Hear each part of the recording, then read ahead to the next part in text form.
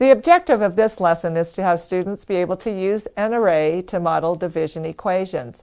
To review, an array is an arrangement of objects, pictures, or numbers in columns and rows.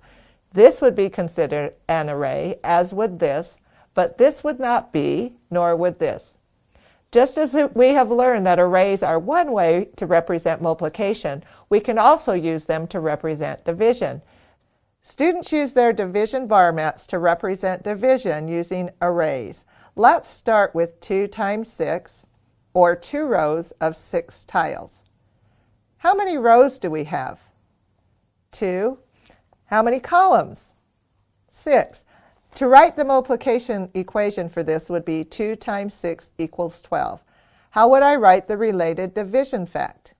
I would write it as 12 divided by 2 equals 6. Let's try using our mats to solve a problem.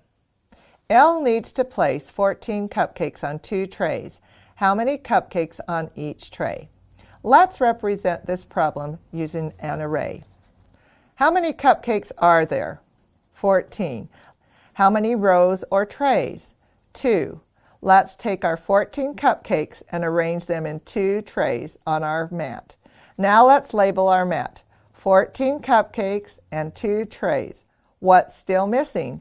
The number per group or number of columns. It looks like there are 1, 2, 3, 4, 5, 6, 7 in each group. So how would I write this as a division equation?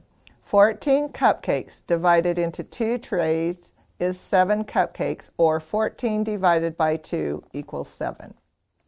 Let's try another one. Josh would like to organize his toys in his room. He determined that he has 15 toys and can fit 5 toys in each basket. How many baskets will he need to store all of his toys? Let's build this on our mats. We already know that he wants to put 5 toys in each basket, so we'll put 5 on top of the bar to represent the number of toys. What's still missing? The number of baskets or rows. It looks like there are 1, 2, 3 rows. So how would I write this as a division equation? 15 toys divided by 5 toys equals 3 baskets, or 15 divided by 5 equals 3.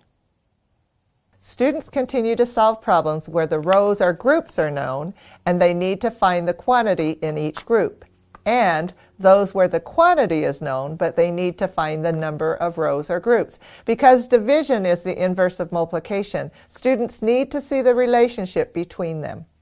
In multiplication, a factor times another factor equals a product, or A times B equals C. For example, 4 times 3 equals 12. With division, it's the product divided by a factor equals another factor, or C divided by B equals A, or C divided by A equals B.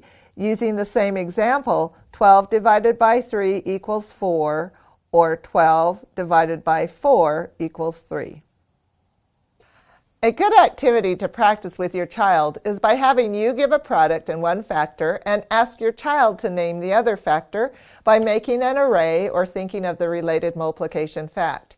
If you say 12 is my product and 4 is a factor, then your child would respond with 3. Or if you say 12 is my product and 3 is a factor, your child responds with 4. This is a quick, easy way to practice the facts with your child at home and shows the relationship between division and multiplication. In this lesson, students use an array to model division problems. We also ask students to write the corresponding equation that their model represents.